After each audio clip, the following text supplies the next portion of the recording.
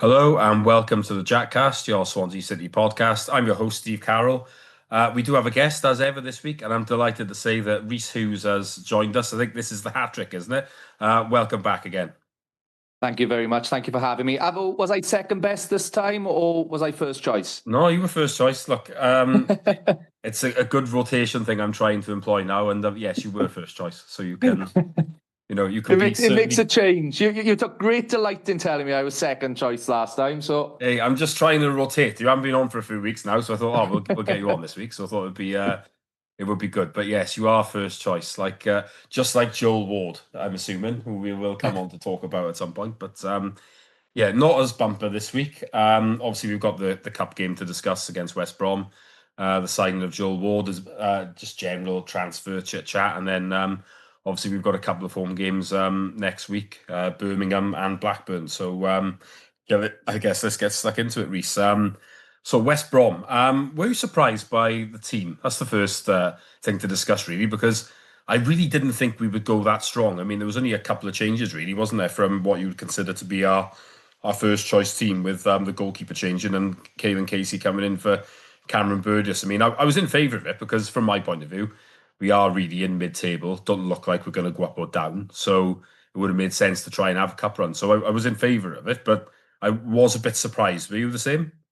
yeah, I got to be honest. Me and my father were having the discussion before the game, and he wanted us to go strong, and I was like, well, I would rather us not. To be honest, it suited my psyche for us to kind of concentrate on the league, because I do genuinely still think, although we're lower mid table, I do think with the level of the standard in the championship this year, if we can put a run of performances together, there's no reason why we can't be attacking the playoffs. So that was my gut instinct. But what ended up happening was probably the worst case scenario for Vitor Matos, wasn't it? He went strong and lost. And not only did he go strong and lose, but also a lot of those players then ended up playing far more minutes because of extra time than what he previously would have kind of given credit for. So not only was it a kind of disappointing outcome of being knocked out, it's probably the worst case scenario in terms of kind of minutes on some of those players' legs. Yeah, it was a bit of a shame in that sense, wasn't it? I think I would assume no team really wanted extra time, did they? But No. I mean, I try and look at it from the point of view of we hadn't played for a week and it's 6 days until the next game. So I didn't really see it as a major issue. I know obviously the festive period was quite hectic, but from my point Yeah. of view, I didn't think it was a major issue going strong in it. I mean, if the FA Cup was the week before, around the time we played Millwall, I think we would have seen wholesale changes, really, and it would have been understandable then. But no, I think I did understand why we went full choice. The only thing is maybe the goalkeeper shouldn't have changed, but we'll come on to that in a bit. But I mean, the first half wasn't great, was it? I think, to say the least. There was a couple of chances. I mean, Eom had one that went just wide, and then Waddell smashed one. I think that was from the corner afterwards. But it did take a while to get going, didn't it, this game?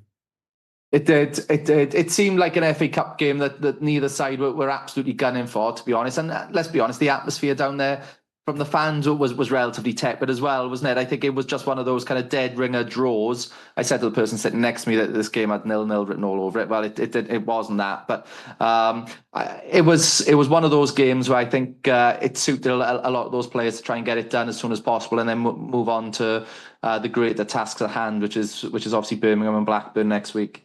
Yeah, I think that's a fair comment, really. I mean, particularly when the draw was made, I think it was around the time that we'd actually lost to West Brom in the league. We were in a bad position. I remember watching the draw, just thinking to myself, I'm happy to draw someone from our division because I don't want to get humiliated by someone lower down the pecking order. And I didn't want to get murdered by someone in the Prem. So the old Havant and Waterloo strikes again. Yeah, I shudder even now you've mentioned that horrific club to me. I mean, they were a horrible club. I don't like. It's not like where if you lose to Macclesfield, you're just like, oh, I wish them well. Having the Waterlooville were as dirty as they come, so I hate them. I still hate them now. You're not quite over it. Do you need a trauma dump? Are you okay?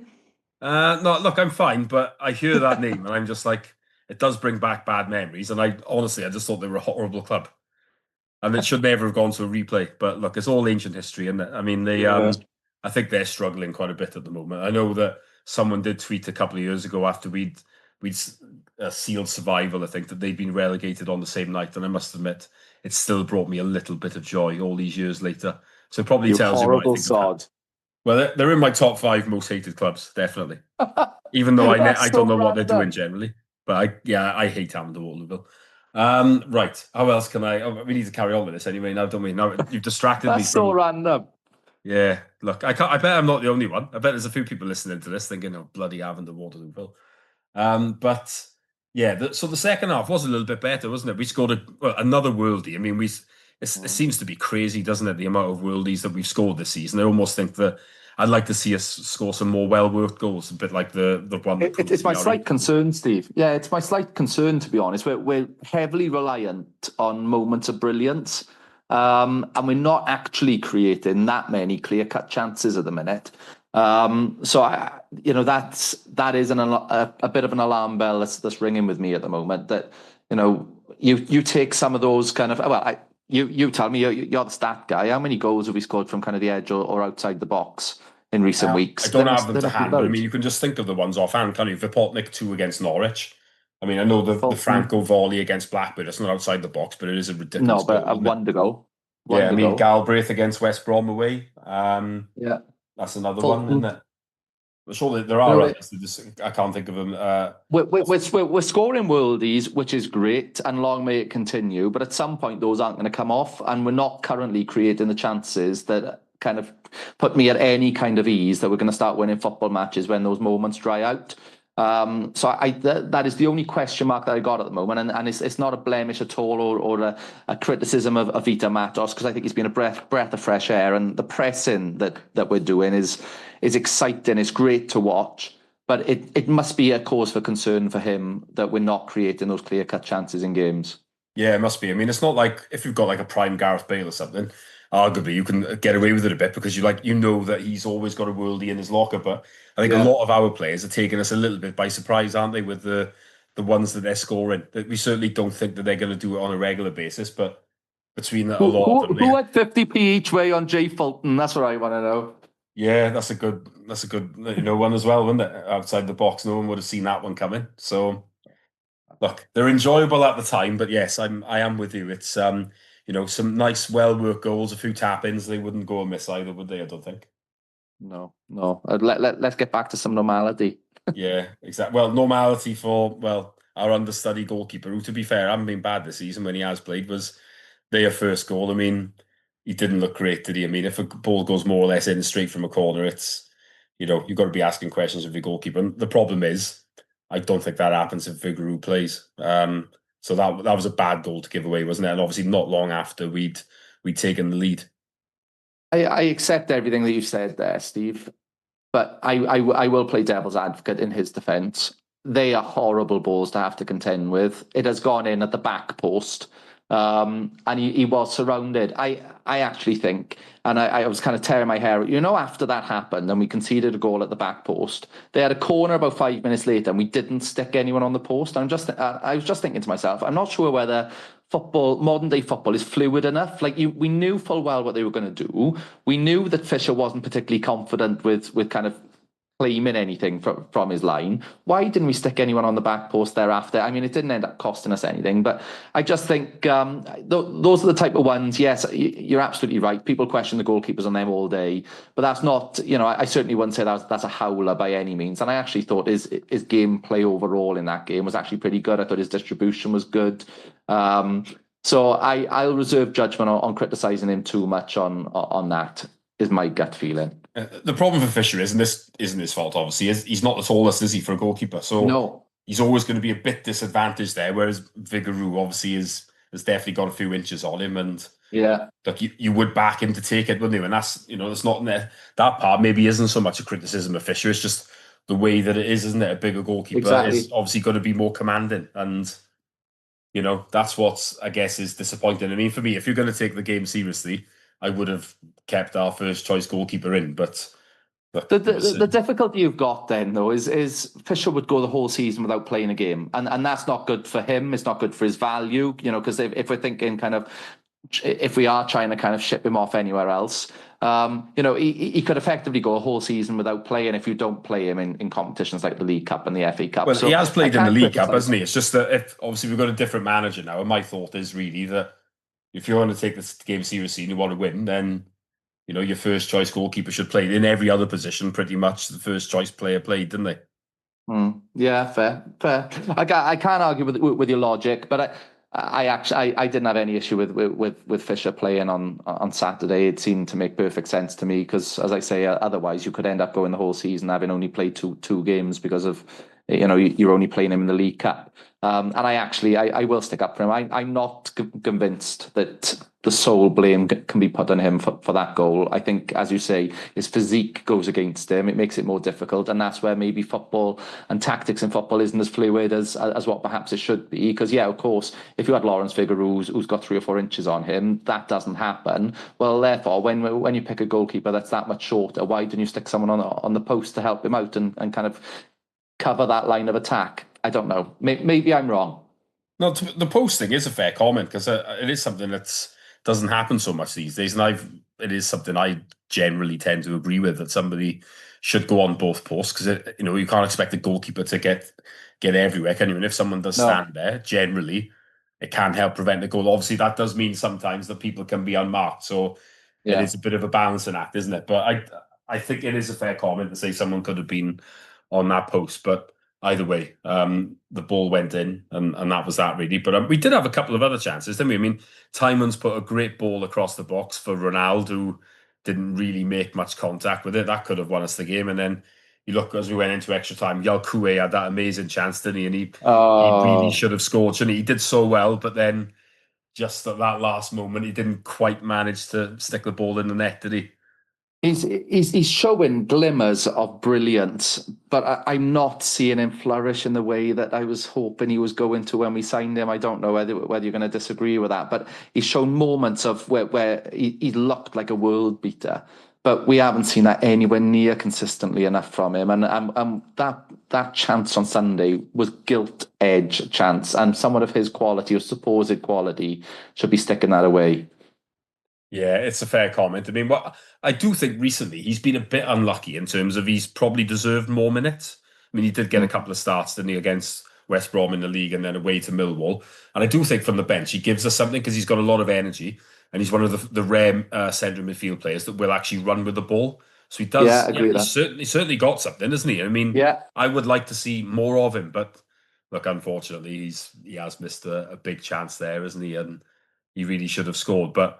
Look, I think it's probably fair to comment on a lot of the players. They haven't really shown maybe what we think they're capable of, or at this stage, isn't it? And maybe he's one of them. But at the same time, we think for Yalkoué, since he had that red card against QPR, he almost seemed to disappear, didn't he? Nobody really He seemed to be did. giving him much Yeah. of a look in until the last, probably the last 3 weeks or so. Obviously, there's been quite a few games in that time, but even then, I remember when Fulton came in at Oxford, I was thinking, seems very harsh that Yalkoué hasn't had a chance because Yeah, he'd I done thought quite the well as a same. sub. I thought the same. Yeah, I thought You the know, same. And I don't want it to sound like I'm kind of making him a boo boy in any means. As I say, he has shown moments of brilliance in Swansea jerseys. It's just we haven't seen that anywhere near enough. And I was half expecting him to kind of boss this league when we signed him. And I haven't seen that really, except for in kind of glimmers and in patches in games. yeah, I think he definitely needs more minutes. I think that's one thing I will say for him. Not everybody else has necessarily pulled up trees at times. I think Franco has certainly had a lot of poor games this season, which Yeah, that's fair. he didn't have last year, did he? For example, I know obviously Galbraith hasn't played a lot in midfield recently, but I think most people would like to see him go in there. Really, obviously Stamenic has got better recently, and I do think Yalkoué does deserve more minutes. And you think with we're coming up to another 3 game week, as there are many of them in this division, as we know. Maybe he will get some more now. But the one good thing is sometimes you're looking at the bench, I think, and you want to bring people on that can make a difference. There's not Yeah. always players that can do that. Some are better starting, aren't they? But Yalkoué is one of those rare ones that makes a difference. I mean, I'm trying to think back to years ago and stuff like that. I mean, Andy Robinson was an example. He could make a difference from the bench, for Yeah. example. When that you haven't always got those players available, so there is that with him. But look, he'll be disappointed, will he? In the same way they'll be disappointed with the penalty. But before that, West Brom got their noses in front. Got to be honest, at that stage, I thought we were probably done. But we did score a really nice equaliser. Bobby Wales turned really well to put Key through. And Key did something that Ronaldo tends to struggle to do. which is get his head up and look for somebody, which he did. And Anusa scored nicely his first goal for the club, and that was, they're the type of goals we were discussing earlier. That's probably what we'd be more encouraged seeing more often, wouldn't we?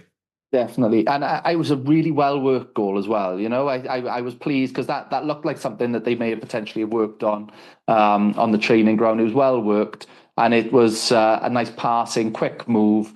It was back to the kind of Swansea way type things that we've spoken about in previous episodes, isn't it? Yeah, definitely, and it was encouraging. And like I said, I thought we might have been doomed, to be honest. So to come back into it was encouraging. And obviously then it went to penalties. I can't say I was overly optimistic. I mean, partly because I wasn't huge on Fisher. Again, the hype thing. Oh, you've turned him into your boo boy. No, the hype thing doesn't help him, does it? But also No. You think when you've made a lot of those subs, a lot of your better players are not on the pitch anymore, are they? So then you're looking around who's going to take a pen. I'll give you an example as well. Timon was limping, wasn't he? And he didn't take one. And you would have thought usually he would take one. So I knew it was going to be quite difficult then at that point. And look, it did go as far as sudden death, but in the end, it was us that lost, wasn't it? Yeah, I wasn't remotely confident when we got to pens, and actually, I was pleasantly surprised with the standard of the penalties when with the first five. They all seem to go the same way, didn't they? I'm inclined to. I will agree with you actually on what you said about Fisher. I don't think he's a great penalty saver. We got to another penalty shootout, and I can't remember whether it was this year or last year, where he was very poor. I think they scored pretty much them all, and I think from memory, I think they may put one wide that allowed us to win. Was that in the League Cup this year? Yeah, I think it was Plymouth, wasn't it? Did he make a save? Yeah. I can't remember. But either way, we did get through when he was in goal. I don't think he did. So he doesn't strike me as a brilliant penalty saver. And so yeah, I entered that with no confidence at all. But we move. It's one of those where I think if Vitor had his time again, he probably wouldn't have played the team that he played, and certainly wouldn't have chosen for it to have gone the distance in that way. But he would have learned a little bit about his players, in terms of who would have wanted to step up and take a penalty, but also I actually felt like they'll run through a brick wall for him. Those players were dead on their feet at the end of 120 minutes, and they give absolutely everything for a game that my gut feeling is that that they wouldn't have considered that a priority on Sunday. No, there's no doubt that everyone's really is working hard at the moment. It is encouraging to see, and I think for the long term, it really does, give us a positive feeling, which is really good. And it would have been nice to have got through, I think. But I'm not going to lie, when I saw Norwich away come out for West Brom, that really did soften the blow. I was speaking to my father. That's what I mean. But before I come up, honestly, before the draw, I said to my father, I hope they get Norwich away, because I said that is the worst one possible. There's no positive to that. And obviously for us, that would be hell on earth because of the journey. With the greatest respect to Norwich, they'd feel the same about us probably. But, yeah, just awful. I mean, home to Norwich or something like that would have been, a chance to go again, isn't it? But, even if you were to get through that, you just know that from a fan point of view, hardly anyone's going to go to that, and you can't blame them, can you? I mean, that's a journey and a half. I've done it once. There's a year that we won 3-2. Roberto Martinez was in charge, and I swore I would never go again. So yeah, there was no way. It's a lovely city. I've done Norwich once. It's a lovely city, a nice kind of authentic ground. We really enjoyed it, but we haven't been back either. So it's the distance, isn't it? Yeah, it's the logistics of it. It's literally, you don't get any further, I don't think, do you? I always remember, I think it was the first year in the Prem, we went 1 down in a minute, and then we were 2 down in 10, and I wasn't there that day. A couple of my mates were, and I remember thinking to myself, your weekend has been murdered at 3:10, and you're over 300 miles from home. I mean, when you put it like that, at least if you're on a Newcastle, you're like, oh, we're in Newcastle now, boys. We can go and have a few drinks and wherever else, but like our away day to Blackpool where we lost 1-0. A day for the ages, that was, as I've always said. That was by 5:30, I forgot. But, yeah, there's nothing like a Blackpool. Unfortunately, Norwich is not like that. So yeah, we didn't get a great draw if we would have gone through. So that has softened the blow a bit. But just before we move on from that game, obviously Joel Ward made his debut, free transfer signing. Obviously, most recently at Crystal Palace. Released last summer, didn't play much last season either, to be honest. I mean, Doesn't look like a bad signing, low risk. I mean, for me, what it hinges on really is what his fitness is like. He came through the hour the other day quite well, so I guess that's what it depends on. If his fitness is good, I think he'll probably do a job for us. But given that he hasn't played a lot, I mean, there must be some doubts on that as well. So I think it's one that could go either way, but at least it's low risk. I mean, how do you see it? I think it's a smart move. I think he's bringing in a wealth of experience, isn't he? He's a level head. He seems like a real nice fella. We bumped into his family in Costa before the game, and they just seem lovely, down to earth people. And so my gut feeling is, what have we got to lose? He brings top, high quality. Okay, granted, he hasn't played for a while, but he's going to bring a steady head in a side which doesn't have an enormous amount of experience, in it. And so, yeah, I can't see what we've got to lose. And if we can get anything like the Joel Ward that of last season and the season before at Crystal Palace, then we will have nothing to lose. And I don't think his wages will have broken the bank at his stage of the career. So as far as I'm concerned, full power to his elbow, and I can fully see why they'd bring someone like him in. Yeah, you've got to think he must really want to come here because, I mean, he's been at Palace for a long time. I mean, to uproot the family and move a long way from the London area at this stage, I mean, a lot of players wouldn't do that. They'd probably think that, I'm done. I'll just retire now and take it easy. But that does give me encouragement. He must really want to come here because we can't imagine that the wages are going to be life changing to the point where we think, oh yeah, we'll give this another go. No, definitely not. Definitely not. And he's still got a lot to give as a footballer, And you saw that actually. I thought in glimmers again the other day, considering he hasn't played football for a long time. You saw some of the quality that he can bring. I do think he looks a yard off the pace, but that's match fitness more than anything else. And I really do think he can be utilised between now and the end of the season.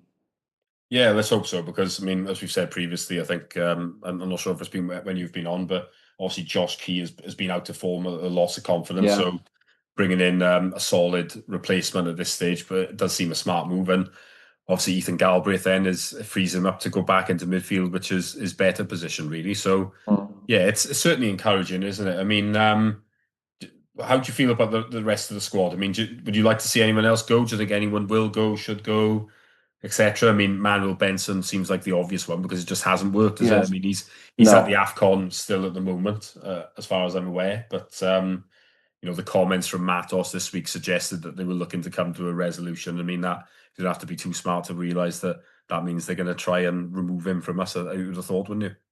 He's one that I'll hold my hands up and say I got wrong. Almost like the Renato Sanchez of yesteryear. I was really on paper, excited. Though, it looked like a great move, didn't it?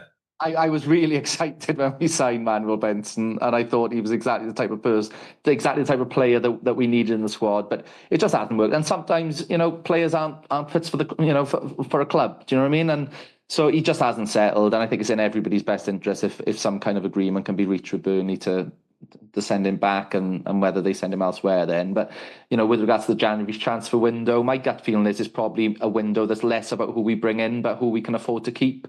If we can keep this squad together, then I think it will have been a relatively successful window. It'd be nice if you can add a body, but I can't see them kind of breaking the bank to strengthen this squad at this point, because you always overpay in January anyway.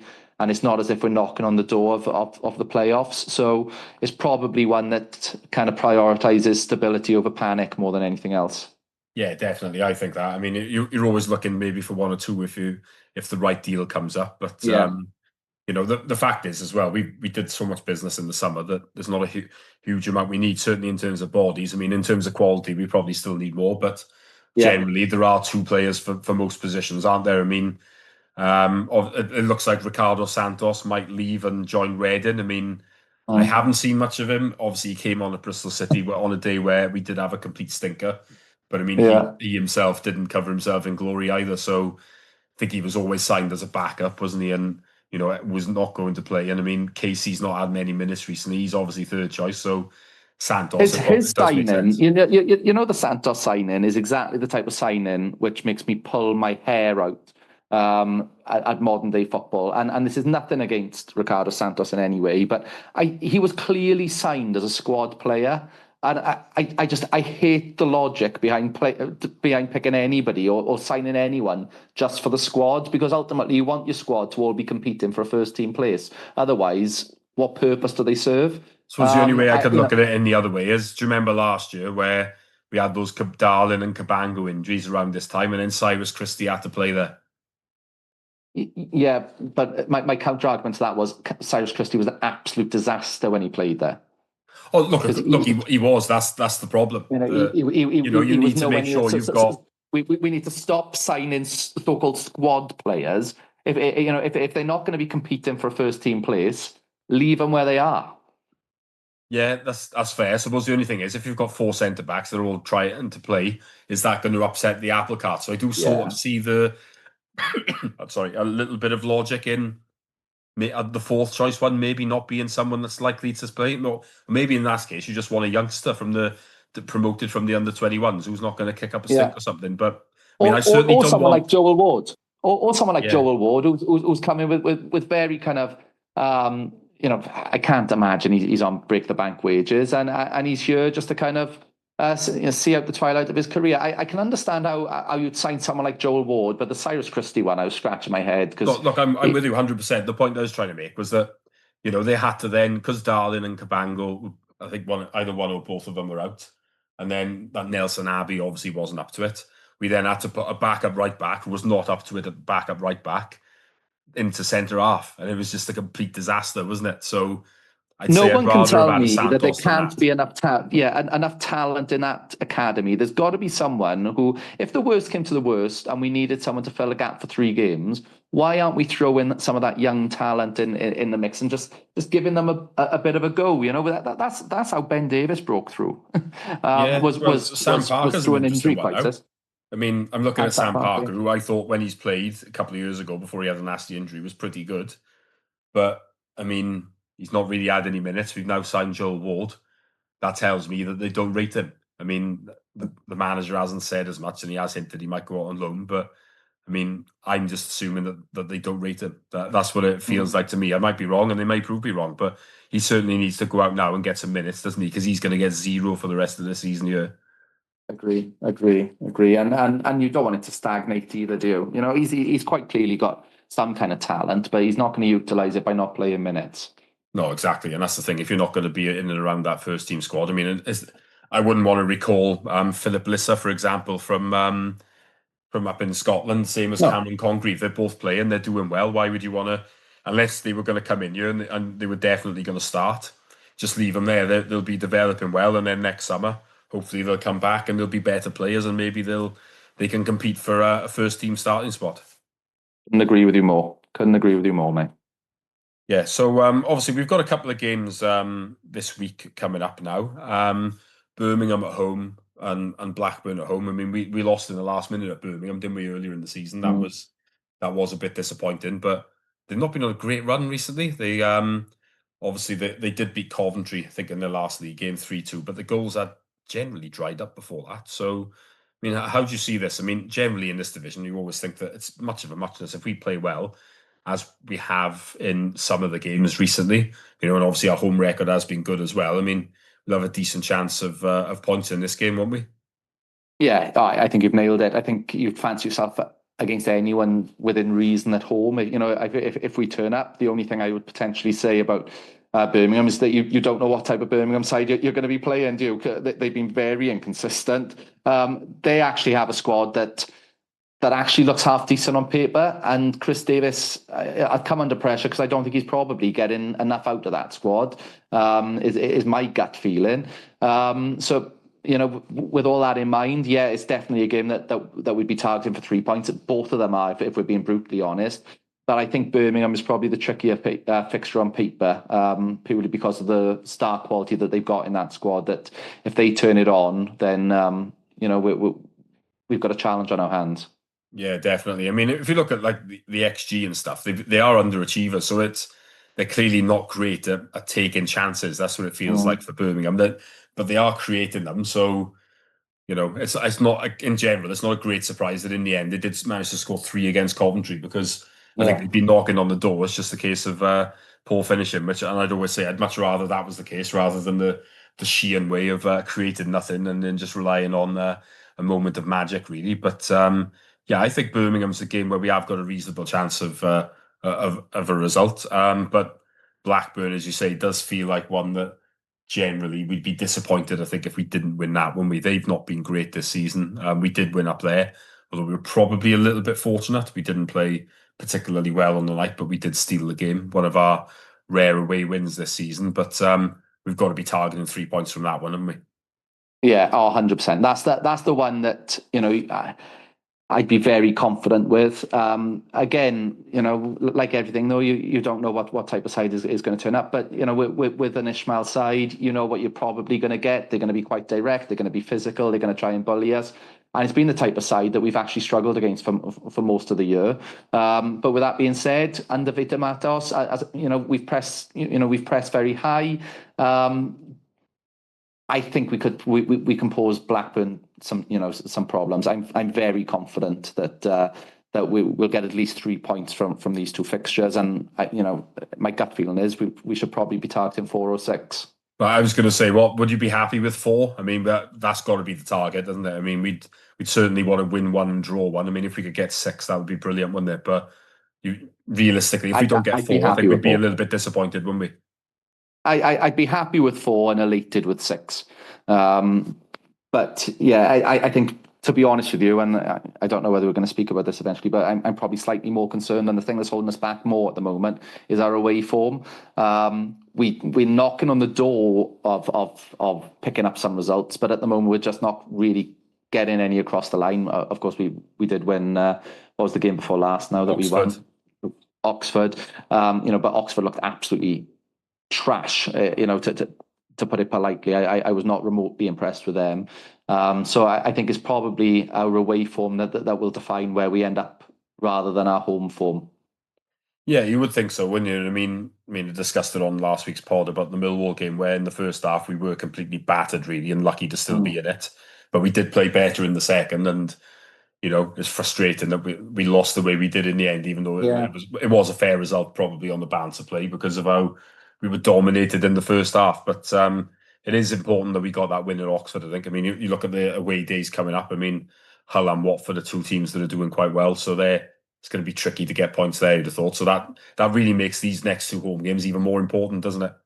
Yeah, and because I'm less confident with our away form, it almost makes me demand more from our home. Sorry, with our away form, it makes me demand more from our home results. Because that's when you said then, would you be happy with 4? In the back of my mind, I was thinking, well, actually, I don't particularly fancy us to pick up any points away from home. So, I probably would only be content with 4 points out of 6. But if we can start getting the ball rolling away from home, I think that Hull game is one that we can target. Again, they're one of those teams where, okay, they're doing well in terms of their league position at the moment, but you look at the squad and they're overachieving. And I look at so many teams in the Championship this year, and I go, well, actually, man for man, I actually fancy our squad over the years.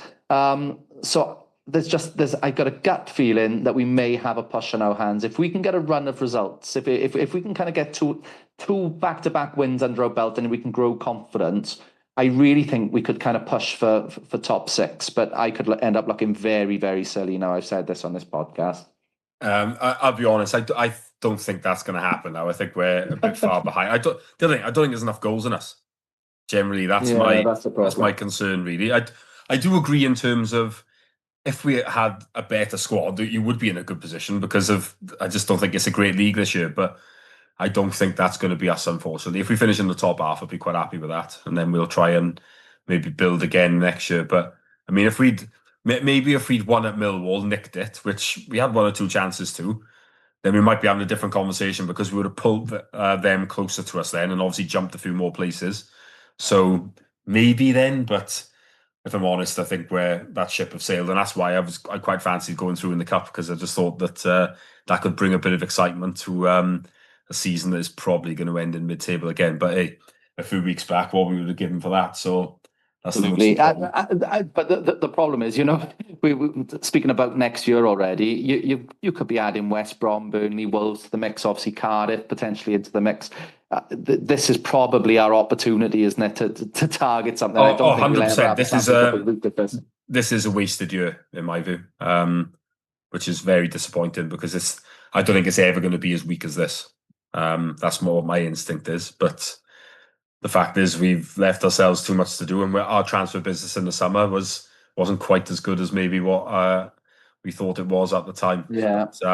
While there has been some good ones, but it's going to take time for some of them to come good, I would think. But look, it is what it is. The most important thing is that we've picked up, isn't it? And we all feel a bit more optimistic now. So let's see what this week brings. But thanks, Reese, for joining us again this week. It's a pleasure to have you on.